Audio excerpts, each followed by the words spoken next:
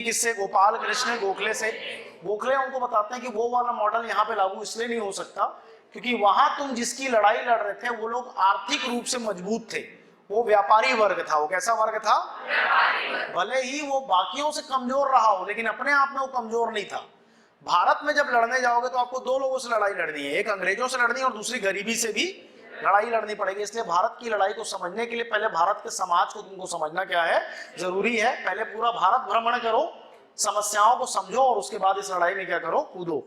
इसलिए राजनीतिक गुरु के तौर पे तीसरा नाम मैं ले रहा हूं। महात्मा गांधी के पहले गुरु का नाम है लियो टॉल्स्टॉय, दूसरे गुरु का नाम है थोरो और तीसरे गुरु का नाम गोपाल कृष्ण गोखले। जब वो हरिजन आंदोलन, मतलब अछूतों को नाम देंगे हरिजन, क्या नाम देंगे? हरिजन। जब वो हरिजन आंदोलन में छत्तीसगढ़ पहुंचेंगे तो उनको चौथे गुरु मिलेंगे, पंडित सुंदरलाल शर्मा। तो पंडित सुंदरलाल शर्मा के लिए कहेंगे कि जो काम मैं आज चालू कर रहा हूं 1924 से ये काम कौन कर रहा है? पंडित सुंदरलाल शर्मा। इसलिए हरिजन उद्धार में ये मेरे क्या हैं? गुरु हैं। ये उन्होंने बिलासपुर में घोषित किया था। किन्होंने? महात्मा गांधी ने। तो हरिजन उद्धार के लिए किस छत्तीसगढ़ के व्यक्ति को महात्मा गांधी ने अपना गुरु कहा? तो पंडित सुंदरलाल शर्मा।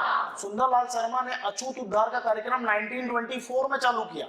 महात्मा गांधी ने 1933 के बाद शुरू किया या 1933 से शुरू किया। जब वो अपनी यात्रा में आए, हरिजन यात्रा में, उनको पता चला कि जो आप अछूत उद्धार का काम कर रहे हैं, हमारे यहाँ सुंदरलाल शर्मा ये काम पिछले 8 साल से कर रहे हैं। तो उन्होंने पब्लिक मीटिंग में बोला कि मेरे को यहाँ ये बात पता चली कि ऐसा ऐसा कार्यक्रम यहाँ पे किया जाता है और इस नाते जो है पंडित सुंदरलाल शर्मा जो है वो अछूत उद्धार में मेरे क्या हैं? गुरु हैं। ठीक, तो उन्होंने उनको गुरु माना था। 1916 का लखनऊ समझौता, कौन सा समझौता है बोलिए? लखनऊ समझौता। लखनऊ समझौता के अध्यक्ष थे AC मजुमदार। AC मजुमदार। ठीक। Home rule league 1916, Annie Besant और बाल गंगाधर तिलक। ठीक, इस आंदोलन का नाम था होम रूल लीग आंदोलन। ठीक, Bal Gangadhar Tilak plus Annie Besant. Annie Besant Ireland से आई थी। कहां से आई थी? एनी बेसेंट आई थी आयरलैंड से। आयरिश महिला थी, आयरिश मूल की महिला थी, जो कहती थी कि मैं वो नगाड़ा हूं जो सोए हुए भारतीयों को जगाने आई हूं कि अपने राष्ट्रीय आंदोलन के प्रति तुम लोगों को इस तरीके का रवैया, ढुलमुल रवैया नहीं रखना चाहिए। आपको मैं बार बार याद दिलाते रहूंगा कि जब कोई बाहर से आकर के आपको जागृत करने का प्रयास कर रहा है तो अपने देश के प्रति तो आपको क्या होना चाहिए? जागृत होना चाहिए।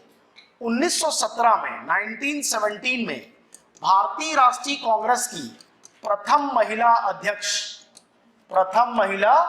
अध्यक्ष बनने का गौरव किसको प्राप्त है? एनी बेसेंट को। एकदम सीधा सीधा सवाल पूछता है। ठीक, प्रथम महिला अध्यक्ष बोलेगा तो एनी बेसेंट, प्रथम भारतीय महिला अध्यक्ष बोलेगा तो 1925 में सरोजनी नायडू। कौन थी बोलिए? सरोजनी नायडू।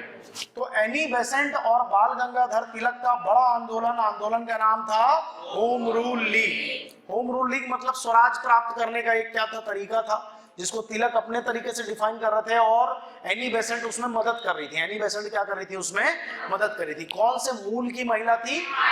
आयरलैंड से आई थी। वो कहती थी कि मैं वो नगाड़ा हूं जो भारतीयों को जगाने आई हूं। 1917 में इनका डेडिकेशन देखते हुए भारतीय राष्ट्रीय कांग्रेस ने इनको अपना क्या घोषित कर दिया कि पहली महिला अध्यक्ष है। 1917 में पहली महिला अध्यक्ष। अब देखो 1916 AC मजुमदार कांग्रेस के अध्यक्ष।